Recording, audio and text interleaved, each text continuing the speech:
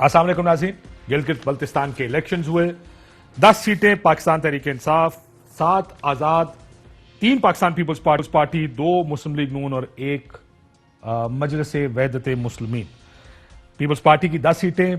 कल तक peoples party की 4 सीटें थी, जो आज सुबह एक हल्के में, जिसका जिक्र बिलावल साहब ने अपनी प्रेस या अपनी जो तकरीर की उन्होंने उसमें भी किया, जहां धरना जारी था, उस एक हल्के के लिए गिलगित का शहर का हल्का नंबर 2 है, जहां से उन्होंने कहा जमील अहमद साहब, जिनकी खबर भी नीचे देख रहे हैं चीफ इलेक्शन कमिश्नर की, कि अगर एतराज है तो फिर रिकाउंटिंग कैमरे के सामने कराते हैं।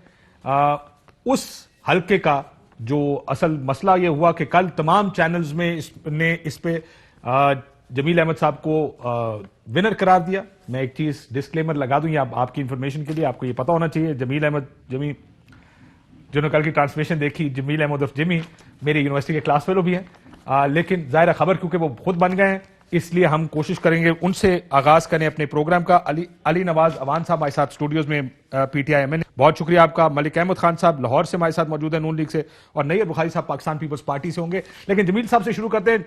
जमील साहब अस्सलाम वालेकुम।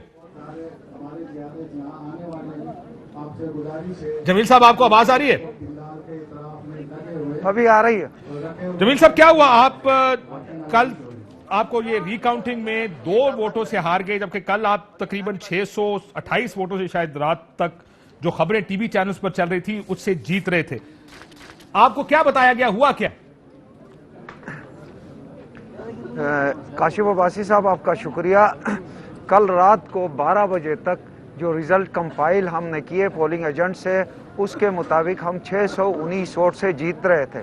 हम जश्न में रहे थे और PTI वाले अपना क्लोज करके चले गए थे। उन्होंने सोशल मीडिया में, उनके लड़कों ने अपनी शिकस्त तस्लीम की, लेकिन सुबह 4 बजे हमें पता चला कि ये इन्होंने रिज़ल्ट जो है वो अभी तब्दील कर रहे हैं। तो हम इधर DC ऑफिस, DRO के ऑफिस आए, हमारा धरना था।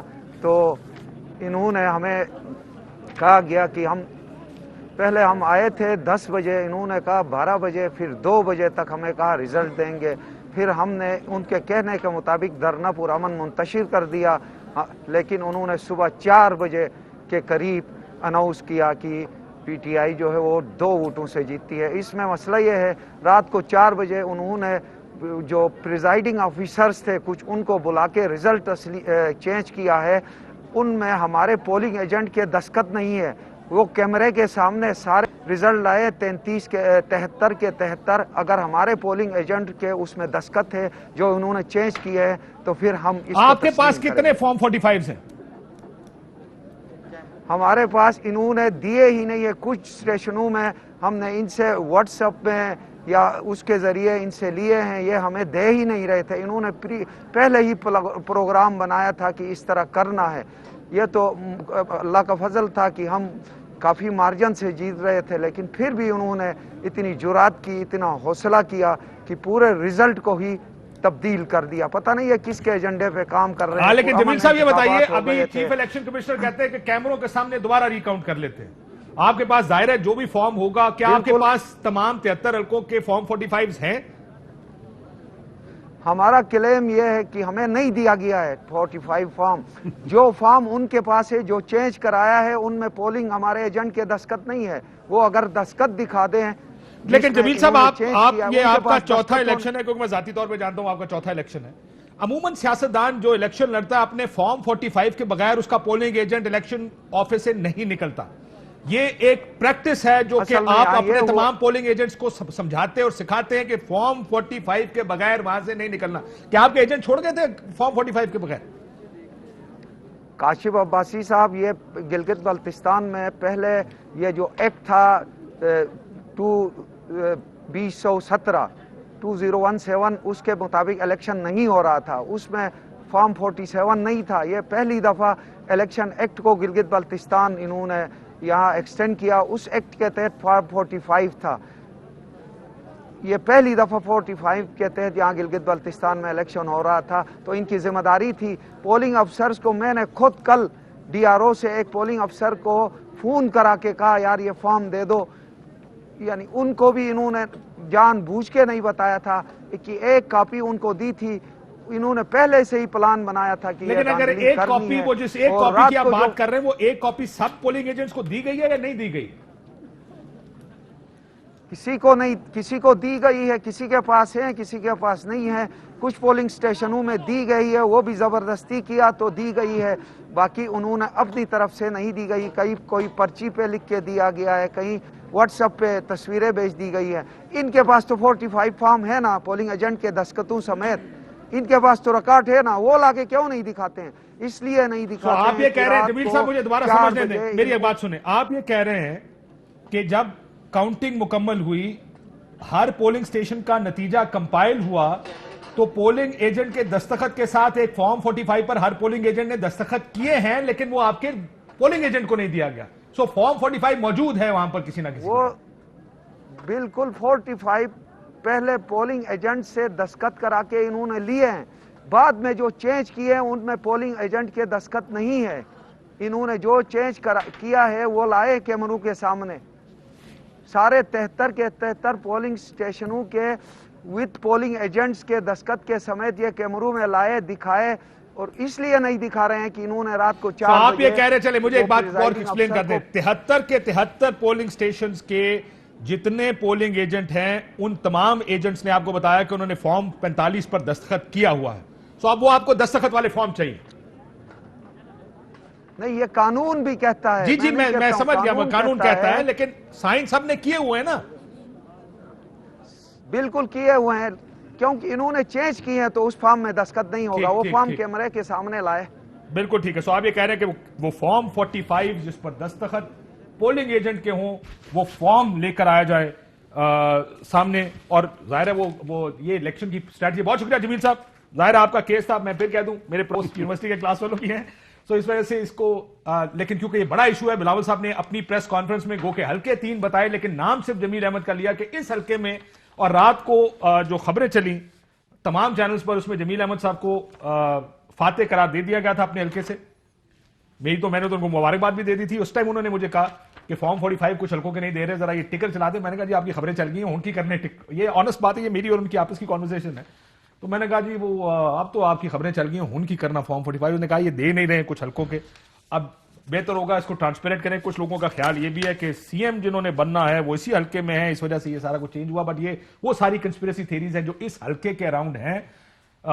बिलावल साहब एक लार्जर गुफ्तगू कर रहे हैं, उन्होंने कहा हमारी 12 सीटें होनी चाहिए थी। क्या कह रहे थे जरा सुने, उसके बाद फिर मैं जरा आपका भी जवाब देता हूं। नैयर बुखारी साहब भी हमारे पास, सुने क्या कहते हैं बिलावल साहब। गिलगित बल्तिस्तान के अवाम को आपको इजाजत नहीं देंगे कि आप इनके वोट पे डाके डाले। आप तो 12 सीटें जीत रहे थे, क्या मुतालबा करेंगे कि हर वोट की गिनती हो? जो अभी जारी धांधली है, आपसे जो 3 सीटें अभी भी चोरी करने की कोशिश कर रहे हैं, आपका एहतजाज यहां होगा, जगह जगह होगा जहां भी धांधली हुआ है। 12 सीटें जीतनी थी, वो कह रहे हैं 3 की कोशिश अभी भी कर रहे हैं। एक नाम जो उन्होंने लिया वो जमील अहमद हल्का 2। अब ये मसला ये कि इलेक्शन है, इसमें फॉर्म 45 किसी को ना देना, ये तो क्रिमिनल सी बात होनी चाहिए। अब ये क्राइम होना चाहिए कि किसी के हाथ में फॉर्म 45 नहीं दिया, जो कि उस पोलिंग स्टेशन का कटा चट्टा है। किसको क्या मिला, आप हैं पोलिंग एजेंट, ये पोलिंग एजेंट, 4 पोलिंग एजेंट पार्टियों के, वो दस्तखत करते हैं कि इसके इतने वोट, इसके इतने वोट, वो एक एक कॉपी सबको मिल जाती है, एक कॉपी आगे चली जाती है। अब आप बताएंगे वो जो बिलावल साहब का क्लेम है उसके बारे में आपका क्या? अच्छा देखिए, इसमें एक तो चीज जो आपने बात की, ये बड़ा क्लोज इलेक्शन है। इसमें तरीका ये होता है कि आपको 45 जो फॉर्म होता है, एक तो जब काउंटिंग होती है पोलिंग बूथ के ऊपर, ठीक है, उसमें आपके पोलिंग एजेंट्स हैं, उन्होंने ये कोई इल्जाम नहीं लगाया कि हमारे पोलिंग एजेंट्स को बाहर निकाल दिया गया या इस तरह की कोई चीज। उन्होंने आखिर में इल्जाम ये लगाया कि हमारे जो 45 के फॉर्म्स हमारे पास हैं और जो उनके पास है वो डिफरेंट है। हमारे पे जो उनके पास है उन पे हमारे लोगों के साइन नहीं। काशिफ भाई, होता ही है कि एक तो वहां गिनती हो जाती है पोलिंग स्टेशन के ऊपर, हर पोलिंग बूथ की, और उसके बाद पूरे पोलिंग स्टेशन, और उसके बाद सारे रिटर्निंग ऑफिसर्स मेन एक ऑफिस पे आते हैं, जो डीसी होता है, जो रिटर्निंग ऑफिसर्स होता है, मेन रिटर्निंग ऑफिसर होता है, प्रिजाइडिंग अफसर सारे आरओ के पास जाते हैं। जी, रिटर्निंग ऑफिसर के पास जाते हैं और उधर जाके फॉर्म 45 टैली होते हैं और उधर जाके कंपाइल होते हैं। यस, कंपाइल होते हैं। लेकिन सिर्फ उधर कंपाइल नहीं होते, हर पोलिंग एजेंट अपना फॉर्म 45 लेकर अपने मरकजी इलेक्शन ऑफिस पहुंचता है और वहां पर भी कंपाइल होता है। यही बात कर रहा हूं, वो रिटर्निंग ऑफिसर वही होता है जो मेन बैठा होता है। जैसे इस्लामाबाद में F8 में बैठा था, मेरे सारे का सारा जो 300 बूथों का जो कंपाइल हुआ रिजल्ट था वहां आया, वहां हमारा बंदा बैठा था और सुबह 5 बजे तक वो कंपाइल होता रहा और उसके 5 बजे मुझे फाइनल रिजल्ट उस ऑफिस से मिला। एक तो इन्होंने कहा कि हम चले गए और हमने वो देखा ही नहीं, ठीक है जी, ये इन्होंने गलत किया, इनको होना चाहिए था वहां। फिर भी अगर कंटेस्ट कर सकते हैं दोबारा, क्लोज है। एक उन्होंने रिकाउंट की दी थी, रिकाउंट हो गया, इलेक्शन कमिश्नर कह रहा है कि इसको मैं कैमरों के सामने भी कराना, अगर चाहते हैं तो कराना चाहते हैं तो मैं करा दूंगा। और इसके अलावा अगर आप समझते हैं फिर भी धांधली हुई, लेट्स सपोज, तो आप इसका सॉल्यूशंस लेके आए, ट्राई टू अंडरस्टैंड। अब इसके बाद भी तो इलेक्शंस होने हैं ना। जैसे हम आए थे, हमने कहा 4 हल्के खोलो और इसमें चेक करो कि किस तरह धांधली हुई है, उसमें हम रिफॉर्म्स लेके आते हैं और उसके बाद ताकि अगला जो इलेक्शन हो वो ठीक हो। आपने वो नहीं किया, आपने कहा कि 12 इलेक्शन। अब आ जाए सर्वेज के ऊपर, जो इससे पहले ओवरऑल सर्वेज हुए और ओवरऑल मीडिया जिस तरह वहां गया और जिस तरह उसने वहां के लोगों का इनपुट लिया, वो क्या कह रहे थे काशिफ भाई कि 11 से 13 सीटें तहरीक इंसाफ लेगी, नंबर तकरीबन तमाम मीडिया भी यही दे रहा था। सर्वे एक आया, उसने भी तकरीबन इसी किस्म के पल्स और उसका सर्वे है, पल्स का सर्वे था और उसमें देखें फिर मकबूलियत किन किन लीडर्स की कितनी कितनी है, फिर वो वोट की लिमिट्स पे गया, वोट किस किस को कितना कितना पड़ेगा।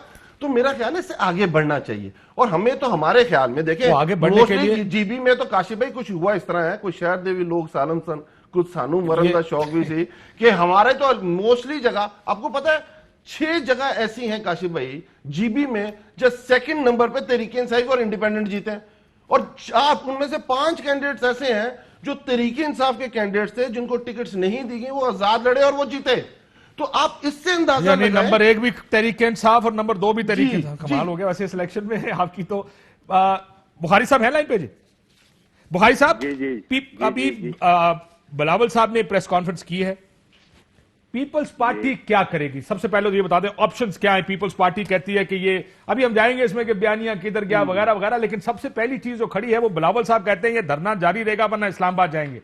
क्या होगा तो पीपल्स पार्टी मुतमईन होगी? सबसे पहले तो ये बता दें। देखें, गुजारिश ये है कासिफ साहब के मैं आपको एक मिसाल देता हूँ कि गिलगित का जो हल्का नंबर 2 है वहाँ पे जमीन अहमद साहब हमारे कैंडिडेट थे और रात वो उनका इलेक्शन डिक्लेयर हुआ, जो अनाउंस किया गया, 672 वोट की 619 वोटों से जीत रहे थे। जी आज उनको 2 वोटों से हरा दिया गया।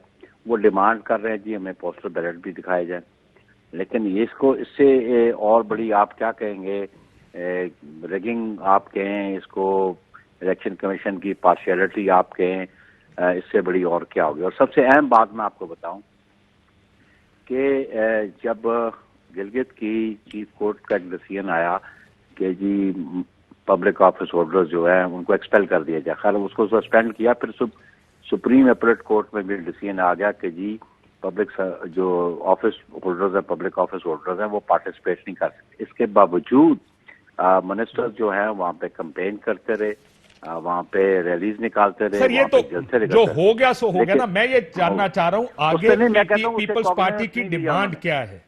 आप क्या चाहते हैं कि अब क्या हो जिससे पीपल्स पार्टी कंट्रोल? हमारी डिमांड इलेक्शन कमीशन से है कि वो इम्पार्शियल होके प्रॉपर काउंटिंग करें और जो काउंटिंग हुई थी, जो फॉर्म 45 के रिजल्ट्स हमें दिए गए हैं, उन पे अमल दरामद करें। सिर्फ हल्का 2 में नहीं, बाकी भी आप देखें, गिजर में भी यही सूरत हाल है। आप देखें फर्क ज्यादा ना देखें, ये वाहिद हल्का है जिसमें अनाउंसमेंट टीवी पर कुछ और हुई है, सुबह उसका रिजल्ट 2 वोटों से दूसरा कैंडिडेट जीत गया। बाकी तो दिस शोज देयर इंटेंशन, ये उनकी इंटेंशन नजर आती है, ये उनका कंडक्ट नजर आता है। इलेक्शन कमीशन कितना फेयर है, कितना ट्रांसपेरेंट इलेक्शन उसने करवाया। सर लेकिन देखिए मसला यह है कि बिलावल साहब ने आज कहा कि नताइज के जिम्मेदार फिर मैं इससे ज्यादा नहीं रोक सकता। सवाल यह है अगेन क्या होने जा रहा है? क्या अगर कितनी सीटें पीपल्स पार्टी को मिलेंगी तो आप कहेंगे हाँ अब इलेक्शन फेयर है, वरना हम देखें जी हमारी सीट्स की जो थी, जो हम एक्सपेक्ट कर रहे थे 12+ पे हम एक्सपेक्ट कर रहे थे, और जो कंपेन जिस अंदाज से की गई और जो लोगों का एटीट्यूड उधर गिलगित बल्तिस्तान का है टुवर्ड्स पाकिस्तान पीपल्स पार्टी की जो 1972 से ऑनवर्ड जो परफॉर्मेंस है, चाहे वो जो FCR के कानून से लेके उनको सर, लेकिन 2015 के इलेक्शंस में भी तो आपकी पार्टी थी, नहीं जीती? नहीं, मेरी बात सुन रहे ना, उस वक्त भी सूरत हाल क्या थी क्या थी सर? मैनेज किया गया, लेकिन हमने सर देखिए सबसे 2009 में जब आपकी पार्टी जीती है 13 उस वक्त, नहीं 2009 में, हाँ 13 सीटें थी ना इनकी। हाँ 13 सीटें जब आप जीते थे उस वक्त मैनेज किया था सर, क्योंकि उस वक्त आप पर भी यही इल्जाम लग रहे थे। कायरा साहब आए, 12 का इलेक्शन था, 10 को वजीर आजम गिलानी साहब आ गए। हमने मैनेज नहीं किया था उस वक्त, कोई एजिटेशन हुआ, कोई रिजेंटमेंट आई किसी पॉलिटिकल पार्टी की तरफ से? कतन नहीं थी। आज तो पॉलिटिकल पार्टी सर रिजेंटमेंट है, जवेद हाशमी का बयान है, इलेक्शन रिग किए गए हमारे खिलाफ, काफली का भी यही बयान है, जगह जगह हर एक ने यही कहा, धांधली हुई है। बल्कि गिलानी साहब का एक बयान है बड़ा इंटरेस्टिंग सा, जो उस वक्त गिलानी साहब ने दिया था, अगर मैं चला दूं, उन्होंने कहा काश के हमारे इलेक्शंस में हर दफा धांधली का इल्जाम ना लगा करता। आदत बन चुका है, उन्होंने कहा हर इलेक्शन के बाद धांधली का इल्जाम अच्छा आदत बन चुका है। You are discussing the past. हम तो और सबूत पेश करें करते हैं कि इलेक्शन कमीशन को अपनी इम्पार्शियलिटी शो करनी पड़ेगी। बिल्कुल सर, इस पे आ जाए। जो हकीकी मानों में जो लोगों की राय जो है उसका एहतराम किया जाए, और लोगों की राय सर कितनी सीटें, आप देखिए मसला ये, कुछ सीटें तो अनाउंस हो गई हैं, अब 10 दे दी उन्होंने पीपल्स पार्टी को, 6 इंडिपेंडेंट्स को दे दी। मैं ये जानना चाह रहा हूं कितनी सीटें पीपल्स पार्टी के पास आएंगी जिसके बाद आप कहेंगे अब ठीक है इलेक्शन, अब सुकून। हम समझते हैं कि जहां पे हमारी लीड है उसको, जो एक्चुअल लीड है उस लीड को अनाउंस किया जाए, उस पर हमारी जितनी सीटें भी आती हैं। लेकिन आप मुझसे ये क्यों फिक्र मांग रहे हैं कि हम इतने देंगे तो हम? मैं इसलिए सर क्योंकि मुझे लगता यह है कि अब तो अनाउंस हो गया रिजल्ट, अब तो कुछ नहीं हो पाएगा अनलेस आपके पास कोई वे आउट हो। We are not going to accept that. मेरे चेयरमैन ने कहा तो ये एक्सेप्टेबल नहीं है जो नतीजा है। We are not going to accept that. चले मैं वापस आता हूं, फिर व्हाट इज एक्सेप्टेबल इसके ऊपर आता हूं वापस। मलिक साहब, we want free, fair and transparent election. Another one, we want results जो एक्चुअल वोट कास्ट हमारी फेवर में हुए हैं, जहां हमारी लीड है, जहां उसको कन्वर्ट किया गया, वो जब तक ठीक नहीं होगी we not agree to it. So एक और इलेक्शन चाहिए आपको। काशिफ मेरी एक बात सुन ले, मैं अभी हूँ दीर में, तो मुझे यहाँ पे सिग्नल प्रॉब्लम हुई है, मैं I am not in Islamabad.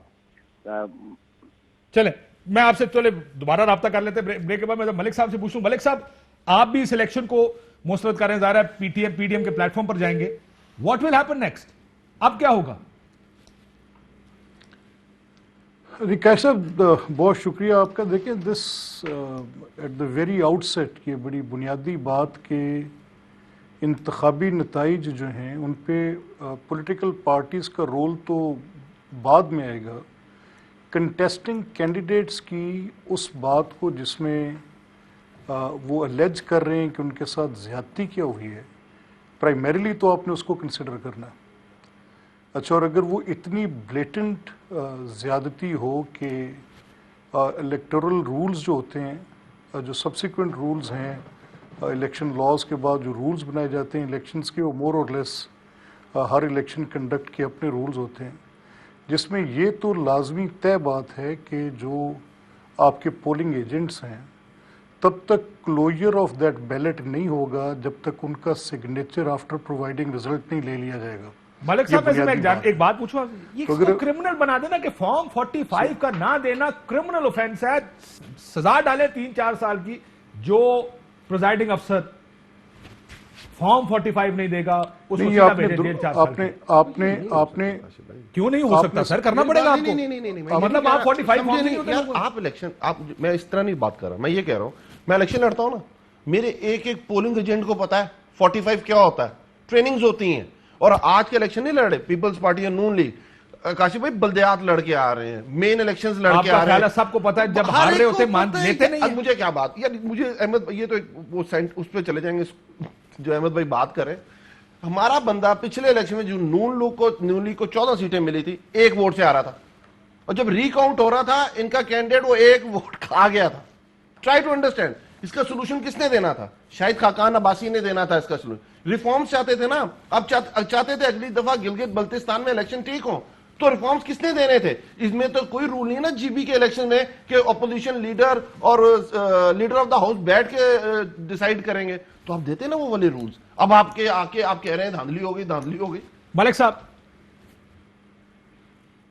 देखिए, मैंने ये तो एक रेटरिक है ना, कोई कुछ कह ले कि किसने क्या देना था, but everything is a rhetoric ना मलिक साहब। स्पेसिफिक बात कर रहे हैं आप एक स्पेसिफिक बात कर रहे हैं, मैं आपको स्पेसिफिक उसकी एक रीज़न दे रहा हूँ। अगर अभी जमील ये कह रहे हैं, एक बड़े पॉलिटिकल वर्कर हैं, मंजे हुए पॉलिटिकल वर्कर हैं, कंटेस्टिंग कैंडिडेट हैं, और उनका अगर ये एलिगेशन है कि एक तो होता है कि फॉर्म 45 पे जो उन्होंने लिख के दिया है वो दुरुस्त नहीं है, तो ये एतराज़ हो सकता है आपका पोलिंग एजेंट करे, तो वो इलेक्शन डिस्प्यूट का मैटर है, ट्राइब्यूनल में चला जाएगा। लेकिन अगर एक ये एलिगेशन हो कि टोटल फॉर्म 45 की रिप्लेसमेंट कर दी गई और पोलिंग एजेंट्स ने की, तो ये इलेक्शन की पोलिंग एजेंट ने नहीं की सर, प्रिजाइडिंग अफसर ने की होगी ना। एग्जैक्टली ना सर, प्रिजाइडिंग ऑफिसर जो है, अब आपने जो polling agent इलेक्शन रूल्स होते हैं वो ये तय करते हैं कि आपने फॉर एग्जांपल जीबी के 1100 के करीब कोई पोलिंग स्टेशंस होंगे, तो उन 1100 पोलिंग स्टेशंस पे कंटेस्टिंग कैंडिडेट्स के 3 या 4 की लिस्ट पे 5 को बड़ी एक्सरसाइज नहीं है, 5 या 6 पोलिंग एजेंट्स होंगे, तो उन पोलिंग एजेंट्स ने वो फॉर्म लेके जाना है जिनके बिहाफ पर वो खड़े हैं। और अगर ये वो जो कंटेस्टिंग कैंडिडेट हैं इस वक्त सबसे प्राइमरी और जो जिसका सबसे बड़ा हक है उस उम्मीदवार का है जिसने एक बड़ी अरसा कैंपेनिंग की, बिल्कुल ठीक कह रहे हैं एक सर, इलेक्शन के प्रोसेस में शामिल इलेक्शन हुआ। शफाफ होना चाहिए। ये गोज विदाउट सेइंग कि कौन जीता कौन हारा, exactly. It has to be a free fair transparent election, that's what the bottom line is. Problem ये है कि इस केस में, क्योंकि इसमें सर हम इसको क्रेडिबिलिटी देखिए किस बात से मिल गई है, जो एन8 ये गिलगित 2 है। लेट मी ब्रेक इसमें जाने से पहले, तमाम चैनल से रात को चला दिया, जीत गए। ये देखिए, आप ये बात की ना, चैनल्स ने चला दिया, इलेक्शन कमीशन ने अनाउंस नहीं किया, चैनल्स ने चला दिया। वो जो कह रहे थे कि इलेक्शन कमीशन ने कह दिया, इलेक्शन कमीशन ने नहीं कहा था, आपके टीवी चैनल्स ने कहा था कि लीड ले। फिर ये भी आप देख लें, जमील अहमद साहब ये टीवी पर कह कर गए हैं कि शिकस्त तस्लीम कर ली मुखालफों ने, उन्होंने अपना इलेक्शन ऑफिस बंद किया और घर चले गए। अगर ये दोनों बातें ठीक हैं उनकी और ये हुआ, इसका मतलब आपका जो उम्मीदवार है उसको भी पता होगा कि इलेक्शन हार गए। ये तो सिंपल चीजें चेक की जा सकती है ना। बिल्कुल की जा, मैं यही तो कह रहा हूं। अगर ये हो गया हुआ, आप उस वक्त दूसरे कैंडिडेट से पूछते हैं तो क्या कह रहा होता? ये तो जमील भाई ने कहा ना, मैं सिर्फ ये कह रहा हूं ये चीज चेक की जा सकती है इजीली, ये बड़े आराम से चेक की जा सकती है। तरीका का डिफाइंड है, तरीका का डिफाइंड है। रीपोलिंग हो गई, वो चाहते हैं कैमरे के सामने वो दोबारा हो जाए, उसके बाद ट्रिब्यूनल मौजूद है, आप हल्का खोलना चाहते हैं, आए बैठे के हल्का खोलना चाहते हैं, अच्छी बात है, इससे आगे की तरफ। ठीक, एक ब्रेक लेते हैं नाज़रीन। ब्रेक के बाद वो बयानिए कर है कि इसका मुल्क की सियासत पर क्या असर पड़ेगा, एक, और दूसरा जो जलसों पर आज पाबंदी लगा दी गवर्नमेंट ने, उसको पीडीएम क्या सीरियस लेगी या नहीं लेगी, इस पर बात करेंगे। ब्रेक लेते हैं, ब्रेक बाद वापस आते हैं। वेलकम बैक नाज़रीन। सो इलेक्शन में फिर धांधली का इल्जाम, एक बड़ी इंटरेस्टिंग प्रेस कॉन्फ्रेंस मुस्लिम लीग नून ने भी की। जो मुस्लिम लीग नून के साबिक सीएम है वो और एहसन इकबाल साहब, हफीजुर रहमान साहब और एहसन इकबाल साहब, वो भी आपको सुनाते हैं। उन्होंने सिंध हुकूमत पर भी करोड़ों रुपए लगाने का इल्ज़ाम लगाया है कि यहाँ पर सिंध हुकूमत ने और वफाकी हुकूमत ने खुले पैसे का इस्तेमाल किया और हम उससे नहीं लड़ सकते थे। ये इल्ज़ाम अब दोनों हुकूमतों पर लग गया है। सईद गनी साहब से कोशिश कर लें, अगर उनसे रब्ता हो जाए हमारा, ज़रा बयानिए की तरफ भी आ जाए। इसका नेशनल पॉलिटिक्स पर कोई असर है मलिक साहब? यू थिंक ये इंसुलेटेड इलेक्शंस होते हैं जिनका असर नेशनल पॉलिटिक्स पर नहीं होता, या आपका ख्याल है कि बहुत से लोग जो देख रहे थे कि अगर ऑपोजिशन जीत जाती तो कहा जाता ये रेफरेंडम है, हुकूमत की महंगाई और जो पॉलिसी है उसके खिलाफ रेफरेंडम है, अब अगर हुकूमत जीत गई और इंडिपेंडेंट जीत गए तो विल यू से इट्स ये इसका असर है या नहीं? जी कैसे देखें, ये बड़ी ज़रूरी बात की और आपने एक बड़ा ही अच्छा सवाल उठाया।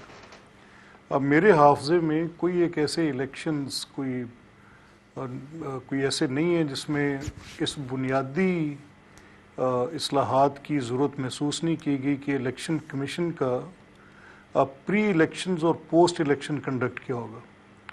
अभी रिसेंट पास्ट में जब हमारे जब पिछली इलेक्शंस होने से पहले गवर्नमेंट, पंजाब की गवर्नमेंट मिली, तो I just felt like hanging in the air के अभी तो 4-6 महीने थे गवर्नमेंट के पास और उसको वर्चुअली एक बहादुर शाह जफ़र की हुकूमत बना के उसके महल में मैसूर कर दिया था।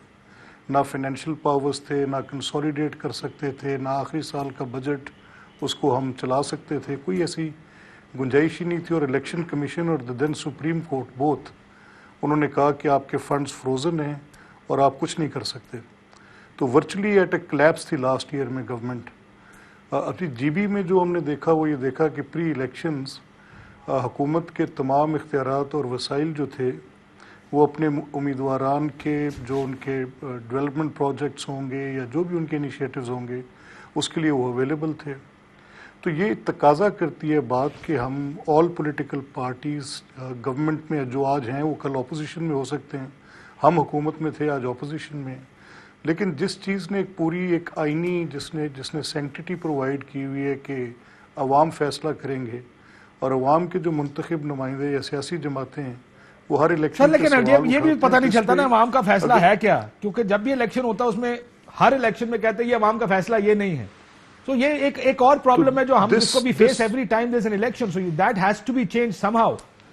मैं जरा अगर इजाजत है, सईद गनी साहब भी मेरे साथ लाइन पर मौजूद है, मैं अगर एक सवाल उनसे पूछ लूं, मैं मलिक साहब आपके वापस आता हूं। गनी साहब, सईद गनी साहब आप मेरे साथ लाइन पर मौजूद हैं?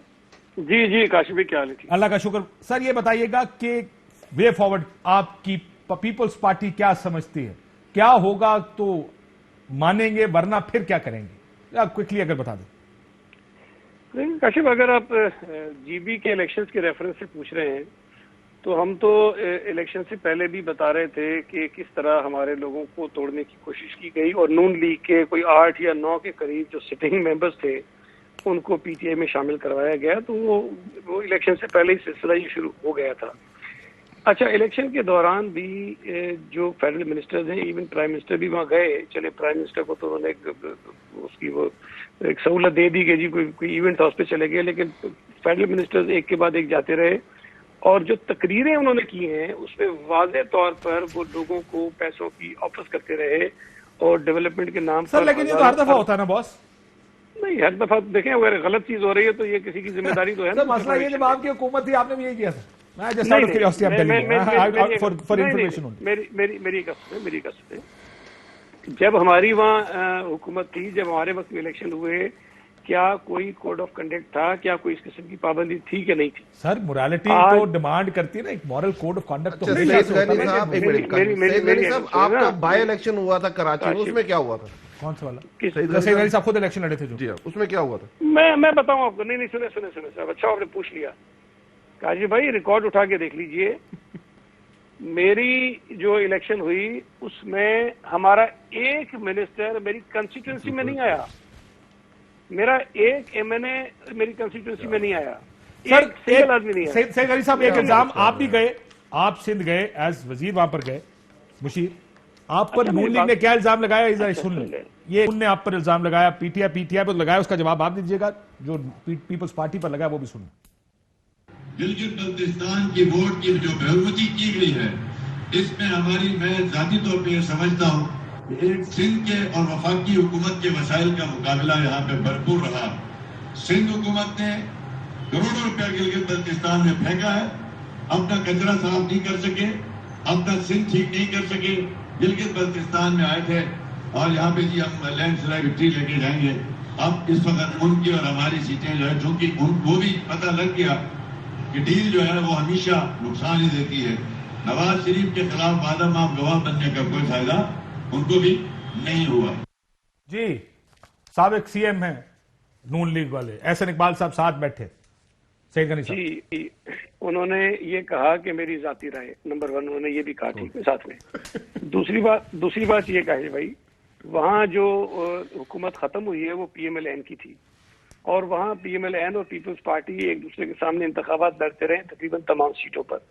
तो अगर कोई ये कहे कि दो जमातें जो एक दूसरे के सामने इलेक्शंस लड़ रही हैं सिर्फ इसलिए एक दूसरे के खिलाफ बात नहीं करेंगी कि वो पीडीएम का हिस्सा है, तो मैं समझता हूँ कि थोड़ी सी जाती है। लेकिन इस दफा अवॉइड तो किया ना हर जमात ने। इलेक्शन से पहले तो आपने ना नून के खिलाफ कोई बात की, हालांकि सिटिंग आउटगोइंग गवर्नमेंट नून की थी, आपने बिल्कुल जिक्र नहीं किया। बिलावल साहब ने कराची जलसा हुआ, किसने सिंध गवर्नमेंट की बात की? हाफिज हफीजुर रहमान कैंडिडेट थे वहां पे, लीडरशिप जो थी पार्टी की उन्होंने बिल्कुल अवॉइड किया और मैं समझता हूँ मुनासिब तौर पर अवॉइड किया। लेकिन जो कैंडिडेट्स थे लोकल, जो हमारे कैंडिडेट्स थे, वो भी हाफिज हफीजुर रहमान के खिलाफ तकरीरें करते थे। हमारे जो कई और कैंडिडेट थे वो उनके जो सिटिंग पहले मेंबर्स थे उनके खिलाफ बात करते थे। तो ये तो इंतखाबात में आप इतनी स्पेस तो दें ना कैंडिडेट्स को। हालांकि वो सिर्फ देखिए खिलाफ बात करना एक बात है जो कि होना चाहिए, मैं आपकी इस बात से बिल्कुल एग्री करता हूं कि पार्टियां मर्ज नहीं हुई हैं, पार्टियों ने सिर्फ एक फोरम पे अलायंस किया है अगेंस्ट गवर्नमेंट। लेकिन वो आप पे इल्जाम लगा रहे हैं कि आपने करोड़ों रुपए फेंके आकर, वो कोई आम आदमी नहीं, आउटगोइंग सीएम है बॉस, वो उसका जाती राय भी बड़ी मैटर करेगी ना। देखिए ना, अब जरूरी तो नहीं है कि जो वो कह रहे हैं वो दुरुस्त हो, मैं आपको बता रहा हूँ सर। लेकिन अगर वो कह रहे हैं वो दुरुस्त नहीं है तो जो आप कह रहे हैं वो हो सकता है वो भी दुरुस्त ना, उसको किस तरह परखेंगे कि क्या ठीक है क्या गलत है? नहीं, मैं तो अब बात अपनी करूंगा, फैसला लोगों पे छोड़ देना। ठीक, फेडरल गवर्नमेंट जो है उसके तो दायरा इख्तियार में गिलगित बल्तिस्तान का इलाका आता है। ठीक है, आपके इख्तियार में नहीं आता, ये बात ठीक है। हमारे इख्तियार में नहीं आता, हाँ, हमारे ये बात इख्तियार में ठीक। नहीं आता। तो अगर फेडरल गवर्नमेंट अनाउंस करती है हम प्रोविंस देंगे, मैं इसको जिला बना दूंगा, मैं एक दिन वो गंडापुर साहब की सुन रहे थे, उन्होंने कहा आपको तहसील चाहिए, ये ले साइन हो गया, दी, ये काम फेडरल गवर्नमेंट कर सकती है, ये सेंट्रल गवर्नमेंट नहीं कर सकती। I understand what you saying कि जो इख्तियार पैसे देने का, जितने वोट डालोगे उतने करोड़ के फंड्स मिलेंगे, ये इख्तियार वफाक के पास है, सिंध के पास नहीं। लेकिन वे टू फ्रॉम हियर, पहली चीज सब क्विक जवाब मुझे चाहिए, जरा क्विकली आपका ख्याल है कि दिस इज इट? नहीं, आगे बढ़ना चाहिए इससे। और मैं आगे किधर लेके जा रहे हैं? इसमें बैठना, देखें दोबारा देखें फिर मसाइल आ गए। आपने जिस पॉइंट आउट किया, फेडरल गवर्नमेंट के अंडर आता है, सेंट्रल गवर्नमेंट गई, सब चीजें आई, अब यहां बैठना पड़ेगा, यहां लेजिस्लेशंस करनी पड़ेंगी जो शायद खाकान अब्बासी कर सकते थे, जो उन्होंने नहीं। लेकिन चले मैं आपको हल्का 2 पे वापस ले जाऊं। नहीं, मेरी बात सुनिए, हल्का 2 पे आपको लेकर जा रहा हूं। जो अभी जमील साहब को हमने लिया लाइन पर, मीडिया के 23 में से 22 हल्कों का नतीजा ठीक निकला, एक हल्के का नतीजा बाय 600 कुछ वोट, बहुत क्लोज था इसलिए। इतना क्लोज नहीं, 2 वोट्स ना 600 कुछ वोट को 2 वोट बने। अच्छा, नहीं, वैसे वो 2 वोट्स जो आखिर में आया। ये भी कहा जा रहा है कि वो आपके सीएम के उम्मीदवार हैं, क्योंकि उन्होंने सीएम बनना है, कोई और उम्मीदवार नहीं है आपका हल्के में, इस वजह से उनको इस तरह जिताया गया। ये एक बात जो गिलगित में चल रही है इस वक्त, वो ये चल रही है क्योंकि आपकी पार्टी के सेक्रेटरी जनरल भी है। मेरी बात फिर यही बात समझिएगा, ये देखें अभी तक किसी को ये नहीं पता कि सीएम कौन बनेगा या नहीं बनेगा। देखें मसला आया, उसके आगे उसके तरीकाकार डिफाइंड है कि इसके ये सोल्यूशंस है, ये इसकी रेमेडीज है। अगर आप बाय बुक जाना चाहते हैं, अगर आप इससे आगे जाना चाहते हैं काशी भाई, तो फिर आपको बैठ के जो बात गनी साहब कर रहे हैं कि आपको प्रीपोल, वो आगे नहीं, वो आगे जाने के लिए ये नहीं कह रहे, वो आगे जाने के लिए उनका रास्ता कोई और है। मैं जरा दोनों से कोई रास्ता नहीं, सईद गनी साहब की बात कर, सईद गनी साहब की बात कर, बिलावल साहब कहते हैं मेरी सीटें पूरी ना हुई तो फिर आगे नहीं जाने देंगे वो आपको, ये बात ठीक है सईद गनी साहब?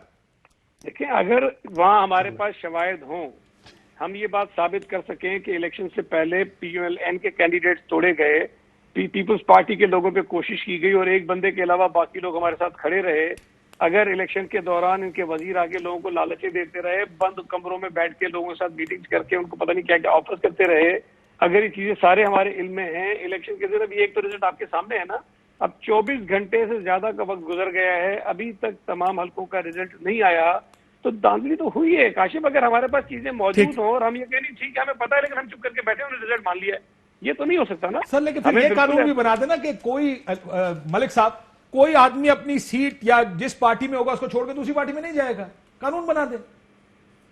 क्योंकि मैं आपको मलिक साहब आपकी बात कर दूं, आपकी पार्टी में जब 2013 के इलेक्शन से पहले या 2013 के इलेक्शन से पहले बहुत से लोग ज्वाइन हुए, जब प्रेस कॉन्फ्रेंसेस हुई, किसी को यूनिवर्सिटी देने का वादा किया गया, किसी को कुछ वादे किए गए, ये वादे ही करके लोगों को आप अपनी पार्टी में लाते ना। काफी लोगों ने छोड़ी, किसी ने पीपल्स पार्टी छोड़ी जो आपकी पार्टी में आया। इधर से कि ये सब गलत है, ये होना ही नहीं चाहिए पाकिस्तानी सियासत में। अच्छा देखिए, जो हिस्टोरिकल एविडेंस है वो तो काश साहब आपकी बात को सेकंड करता है, सपोर्ट करता है कि फेडरल गवर्नमेंट नॉर्मली जिसकी होती है, जीबी में गवर्नमेंट उसके लिए बनाना आसान होता है, और अभी तक तो यही हिस्टोरिकल एविडेंस तो यही है।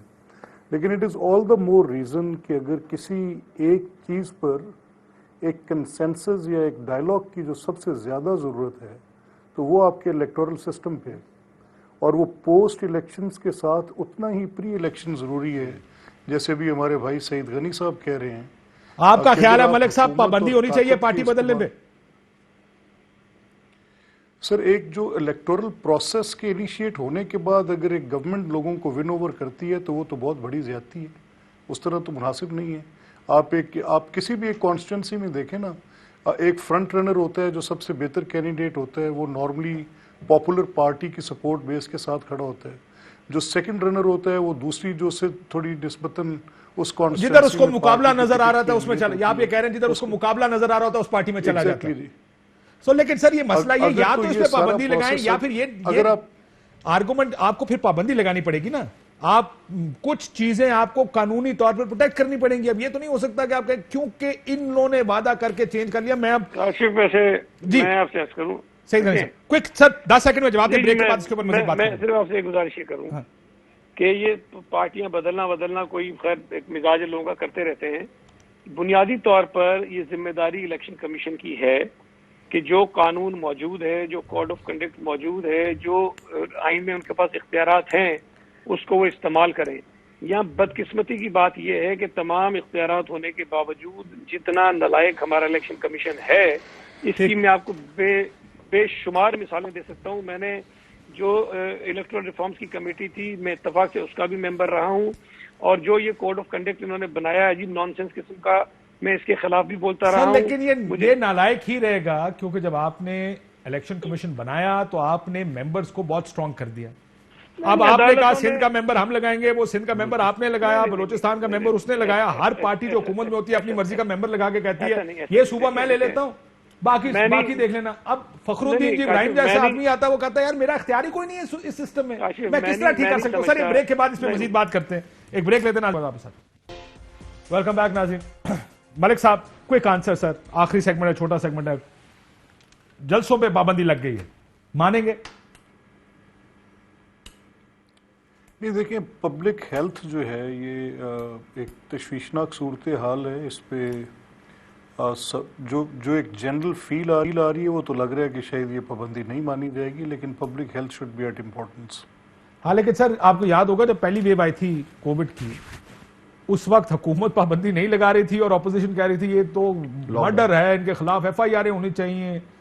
सो अब जबकि एक सेकेंड वेव आ रही है, मैं तो उस वक्त भी काशिफ साहब, मैं उस वक्त भी एडवोकेट था फॉर अ कंप्लीट लॉकडाउन। मैं आज भी एडवोकेट हूँ for a complete lockdown.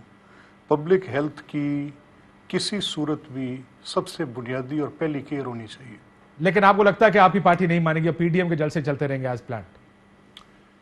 Apparently ऐसा ही लग रहा है कि क्योंकि इतनी हीट है, या तो लोग बैठ के बात करेंगे। ऐसी पॉलिटिकल एनवायरनमेंट में प्राइम मिनिस्टर खुद जलसे करते हुए आगे निकल रहे हैं, तब भी कोरोना सर्ज कर रहा था, तो we have a very legitimate reason to say. अब उन्होंने अपना रशकई का अपना जलसा कैंसिल कर दिया है, लेकिन अगर फर्ज करें अपोजिशन वो कहते हैं कि फील ऐसी आ रही है कि नहीं हो, वो करने जाएंगे, आप उसको आज जो फैसला हुआ है उसमें यही हुआ है कि हमने अपना कैंसिल कर दिया, और हम ऑपोजिशन को भी कहते हैं वो अपना कैंसिल कर नहीं करते तो क्या करेंगे? सर, मेरे इसका आप रोक नहीं सकते। हम पहले भी इसी के हक में थे कि हम पॉलिटिकल पार्टीज के अंदर कोई भी बाइंडिंग नहीं लगाएंगे, कोई भी इस तरह का नहीं करेंगे। उनको खुद भी सोच, जैसे आपने खुद कहा कि खुद ये कहते थे लॉकडाउन, मैं इस हक में हूं कि भाईजान यहाँ एक स्मार्ट लॉकडाउन जो पॉलिसी चल रही है, बड़े इज्तिमा पे जो पॉलिसीज चल रही है, जो शादी के ऊपर चल रही है, वो बंद होनी चाहिए। अगर ये नहीं करेंगे कोविड फैलेगा। आखिर में एक बात सिर्फ मैं बता दूं, आपको पता है पीपल्स पार्टी हारी क्यों है? वाकई नहीं है, बुखारी साहब ठीक कह रहे थे, जीत सकती थी। जहां बिलावल ने ये कह दिया ना कि हम जीत के GB को सिंध बना देंगे, तब लोगों ने अपना माइंडसेट चेंज किया, वरना कुछ और हो जाता। नहीं, ये तो देखें, अब ये तो ऑन अ लाइटर नोट। ये कहा है बिलावल ने कि हम GB अगर हम जीत गए तो आपको सिंध बना देंगे। लोगों ने डर के दूसरी पार्टी को वोट दिया। मुझे ये बताएं मलिक साहब, 10 सेकंड में, मेरे 10 सेकंड है जी, मुझे ये भी पता नहीं, मुझे ये बताइएगा सर, हम इलेक्शन लॉस क्यों नहीं बनाते? क्यों नहीं सारे इकट्ठे होकर कहते हैं फॉर्म 45 ना दिया सजाए? नहीं, मैं आपके साथ मुत्तफिक हूं, और इलेक्शन कमीशन इतना ताकतवर होना चाहिए और इतना जोर से अपने उन रूल्स को और लॉज। सर, मेरा वक्त खत्म हो गया, लेकिन मैं आपका जिस्ट आ गया, इलेक्शन कमीशन खत्म होना चाहिए। मैंने आपको फखरू भाई की बात कही थी, उन्होंने कहा कि इतना कमजोर मैं चीफ इलेक्शन कमिश्नर हूं, मैं कुछ नहीं कर सकता। एक तरफ हम इदारे कमजोर भी करना